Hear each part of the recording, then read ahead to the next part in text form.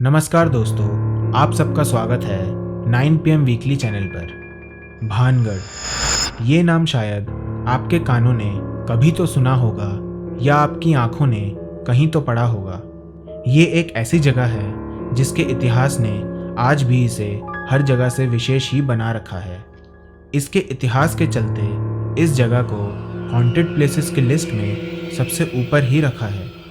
इस जगह के साथ कई ऐसी कहानियां जुड़ी हैं जो ये दावा करती हैं कि ये जगह वाकई में भूतहा है। भानगढ़ का नाम सुनते ही दिल में दहशत की घंटियां बजने लगती हैं। आखिर भानगढ़ का रहस्य क्या है? क्या यहाँ वाकई भूतों का बसेरा है या फिर सिर्फ सुनी सुनाई बातें? क्या वाकई रात में यहाँ आने वाला वापस नहीं जाता?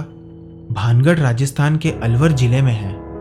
बड़ी तादाद में लोग यहाँ घूमने के लिए आते हैं, लेकिन रात होने से पहले ही वापस चले जाते हैं। आसपास के लोगों का कहना है कि रात के वक्त यहाँ पर पायल की आवाज़ें सुनाई देती हैं और कभी कभी तो घुंघरुओं की आवाज़ भी साथ ही साथ आने लगती हैं। इस किले का निर्माण 15वीं या 16वीं शताब्दी में हुआ था। ये किला भूतिया कैसे बना, इस बारे में कई कहानियाँ सुनाई जाती हैं। किले का इतिहास देखें तो ये पता चलता है कि इस किले का निर्माण आमेर के राजा भगवान दास ने करवाया था।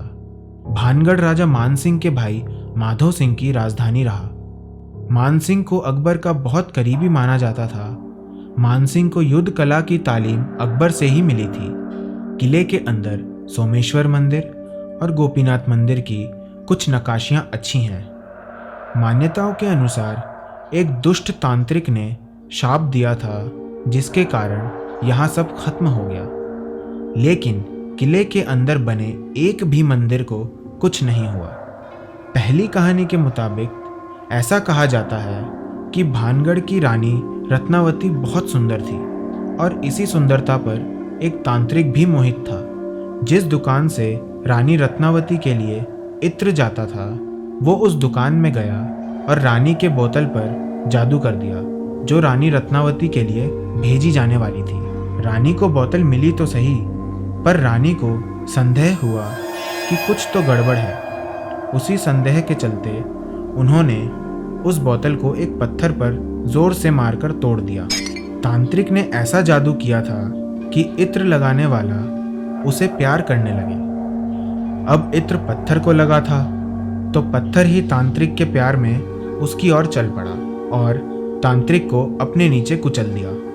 लेकिन मरने से पहले उसने भानगढ़ की बर्बादी का शाप दे दिया। कुछ वक्त के बाद एक युद्ध हुआ जिसमें भानगढ़ पूरी तरह से तबाह हो गया और यहाँ रहने वाले सभी लोग मारे गए। दूसरी कहानी के मुताबिक यहाँ एक साधु रहते थे और महल के निर्माण के वक्त उन्होंने चेतावनी दी थी कि महल की ऊंचाई कम रखी जाए ताकि परछाई उनके पास तक ना आए।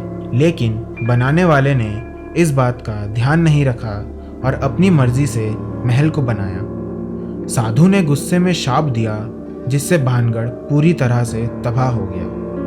और तीसरी कहानी के मुताबिक 1720 में भानगढ़ इसलिए उजड़ने लगा था क्योंकि यहाँ पानी की कमी थी। 1783 में एक अकाल पड़ा जिसने यहाँ रिहाइश को पूरी तरह से खत्म कर दिया और भानगढ़ पूरी तरह से उजड़ गया। अब सवाल ये है कि भानगढ़ सच में भूतिया है? ये वो सवाल है जिसका कोई भी जवाब किसी के पास नहीं है।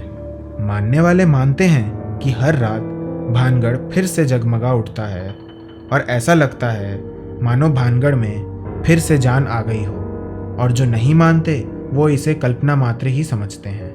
किंवदंतियों पर भरोसा करें तो महल श्रापित है और आत्माओं का यहाँ वास है, लेकिन जो नहीं मानते वो इसे लोगों का वहम ही कहते हैं। सच चाहे जो हो, लेकिन भानगढ़ को हॉन्टेड प्लेसेस की लिस्ट में टॉप पर ही रखा गया है और बड़ी तादाद में यहाँ लोग घूमने भी आते हैं। दोस्तों, आप लोगों को क्या लगता है भानगढ़ के बारे में? क्या आप सुपरनेचुरल पावर्स पर विश्वास करते हैं? क्या आप मानते हैं कि आत्माएं सच में होती हैं? कमेंट सेक्शन में ज़रूर बताइए, क्या आप भानगढ़ जैसी जगह पर जाकर एक्सप्लोर करना चाहेंगे?